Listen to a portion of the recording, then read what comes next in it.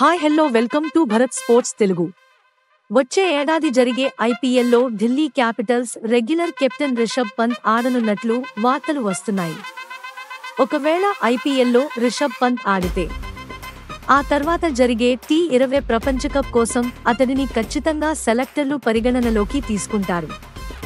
ఇదే నిజమైతే వన్డే ప్రపంచకప్లో రాణించిన senior wicket keeper KL Rahul పరిస్థితేంటని సోషల్ మీడియాలో చర్చ నడుస్తోంది. అయితే ఈ విషయంపై కేఎల్ రాహుల్ ఇప్పటికే టీం మేనేజ్మెంట్, కెప్టెన్, సెలెక్టర్లతో చర్చించినట్లు సమాచారం అందుతోంది. ప్రస్తుతానికి వికెట్ కీపర్ స్లాట్ కోసం టీమిండియాలో హాట్ కాంపిటీషన్ ఉంది. ఇషాన్ కిషన్, సంజు శాంసన్, కేఎల్ రాహుల్, జితేష్ శర్మ ఉన్నారు. వన్డే ప్రపంచకప్లో కేఎల్ రాహుల్, ఇషాన్ కిషన్ కు సెలెక్టర్లు ప్రాధాన్యం ఇవ్వగా, టీ20 ప్రపంచకప్ కోసం ప్రస్తుత దక్షిణాఫ్రికా సిరీస్లో జితేష్ శర్మను పరీక్షిస్తున్నారు. వన్డే సిరీస్లో సంజు శాంసన్ రాణిస్తే అతడు కూడా టీ20 ప్రపంచకప్ జట్టు కోసం పోటీ ఇవ్వనున్నాడు. ఐపీఎల్ తర్వాత ఈ జాబితాలో రిషబ్ పంత్ పేరు కూడా కలవనుంది.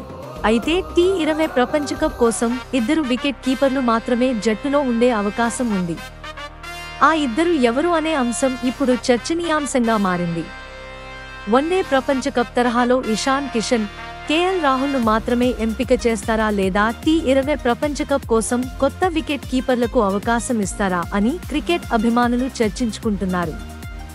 ఒకవేళ కొత్త వికెట్ కీపర్లకు ఛాన్స్ ఇస్తే రిషబ్ పంత్, సంజు శాంసన్ను తీసుకుంటారా అని కామెంట్లు పోస్ట్ చేస్తున్నారు.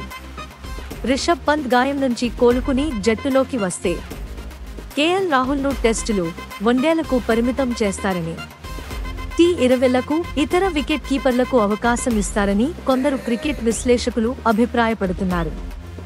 అయితే అన్ని ఫార్మాట్లలోనూ తాను వికెట్ కీపర్ స్థానాన్ని సుస్థిరం చేసుకోవాలని కేఎల్ రాహుల్ భావిస్తున్నాడని, మిడిలార్డర్లో అతడి స్థానం భర్తీ చేయడం అంత సులభం కాదని అతడి అభిమానులు స్పష్టం చేస్తున్నారు. ఇలాంటి స్పోర్ట్స్ అప్డేట్స్ కోసం like, share, subscribe to Bharat sports Telugu.